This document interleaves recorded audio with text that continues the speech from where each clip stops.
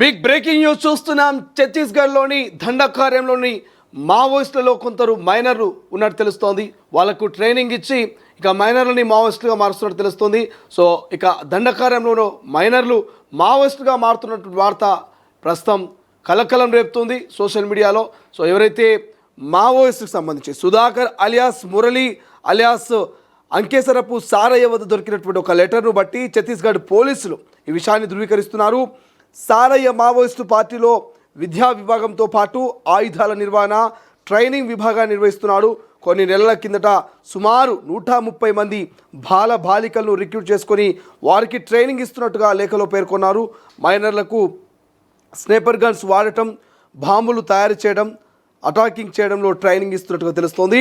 9 నుంచి 11 ఏళ్ల చిన్నారులు 40 మంది, 14 నుంచి 17 ఏళ్ల లోపు వారు 40 మంది, 18 నుంచి 22 ఏళ్ల లోపు ఉన్న 50 మందిని రిక్రూట్ చేసుకొని గెరిల్లా యుద్ధం తంత్రాలు, ఇక ఫైటింగ్ స్కిల్స్, వెపన్స్ హ్యాండిలింగ్, ఇక ఏఐడీల తయారీపై ట్రైనింగ్ ఇస్తున్నట్టుగా సమాచారం. కొన్ని రోజుల కిందట నార్త్ బస్తర్ బ్యూరో ఆఫ్ నక్సల్ట్ ఆధ్వర్యంలో మాట్ఫ్ అటవీ ప్రాంతంలో సిసిఎం, డికేఎస్, జేడిఎస్సి క్యాడర్కు చెందినటువంటి నక్సట్ల ఉన్నత స్థాయి సమావేశం జరిగినట్టుగా సుధాకర్ తన లేఖలో పేర్కొన్నారు. ఈ సమావేశంలో పార్టీ కార్యకలాపాలు, నష్టాలు, విజయాలు, సవాళ్లను రివ్యూ చేశారు. ఇక మాట్ఫ్ ప్రాంతంలో గ్రామ సభ పెట్టి రిక్రూట్మెంట్ జరిగినట్టుగా లేఖలో పేర్కొన్నారు. వారికి పార్టీ సిద్ధాంతాలు, రాజకీయాలు, పోరాటాల్లో మాత్రమే ట్రైనింగ్ ఇచ్చామని, ఇంకా పోరాడేందుకు వారు అర్హత సాధించలేదంటూ లేఖలో ఉన్నట్టు తెలుస్తోంది. లొంగుబాట్లు, ఎన్కౌంటర్లతో పాటు ఇక పార్టీ ఉనికి ప్రమాదంలో పడిందని, రిక్రూట్మెంట్లు జరగకపోతే పార్టీ మనుగడ కష్టమేనని సమావేశంలో చర్చించినట్టుగా సుధాకర్ తన లేఖలో రాశారు. 18 నుంచి 22 ఏళ్ల లోపు యువకులకు మాత్రమే ఆయుధాలు ఇచ్చి ఇంద్రవతి ఏరియా కమిటీలో రిక్రూట్ చేశామంటూ మిగిలిన వారికి ఇంకా ట్రైనింగ్ ఇస్తున్నామంటూ లేఖలో పేర్కొన్నారు. ఇదిలా ఉంటే జనవరిలో 48 మంది, ఫిబ్రవరిలో 40 మంది, మొన్న 36 మంది, తాజాగా 5గురు ఈ ఏడాది జరిగిన ఎన్కౌంటర్లో మరణించిన మావోయిస్టుల లెక్క ఇది. వారి ఆయు పట్టుపై సాయుధ బలగాలు గురిచూసి కొడుతుండటంతో మావోయిస్టు శ్రేణులు కకావికలమవుతున్నాయి. 2026 మార్చి నాటికి దేశంలో మావోయిస్టు లేకుండా చేయడమే లక్ష్యమని కేంద్రం ప్రకటించిన నేపథ్యంలో ఆపరేషన్ కంగారు గత ఏడాది నుంచి ఊపందుకుంది. మావోయిస్టులకు ఇన్నాళ్ళు కీలక స్థావరాలుగా నిలిచిన అబాజుమడు అడవులకు భద్రతా బలగాలు చొచ్చుకెళ్లడంతో తరచూ ఎన్కౌంటర్లు చోటు చేసుకుంటున్నాయి. తాజా ఎన్కౌంటర్తో కలిపి ఏడాది మరణించిన మావోయిస్టుల సంఖ్య దాదాపు 150కి చేరినట్టు తెలుస్తోంది. కేవలం 90 రోజుల వ్యవధిలోనే ఇంతమంది మరణించడం బలగాలు నిర్వహించిన ఆపరేషన్లు తీవ్రతకు అద్దం పడుతోంది.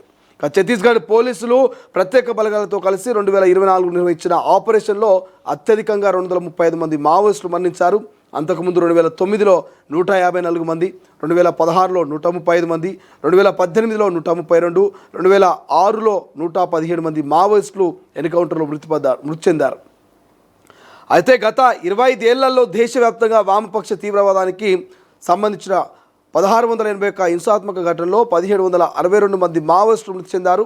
ఇవే ఘటనలో 1243 మంది భద్రతా సిబ్బంది, 1056 మంది పౌరులు, మరొక 24 మంది గుర్తు తెలియని వ్యక్తులు మరణించారు.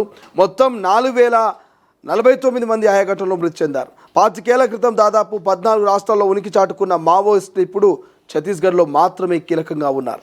మావోయిస్టు పొలిట్ బ్యూరో కేంద్ర కమిటీ అక్కడే మకాం వేసినట్లు ఖచ్చితమైన సమాచారం ఉండడంతో భద్రతా బలగాలు అటువైపు చొచ్చుకుపోతున్నాయి.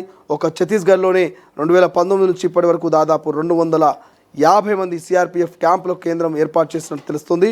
అక్కడి అడవుల్లో ప్రతి 4 కిలోమీటర్లో ఒక క్యాంపును నిర్మించే దిశగా అడుగులు వేస్తుంది.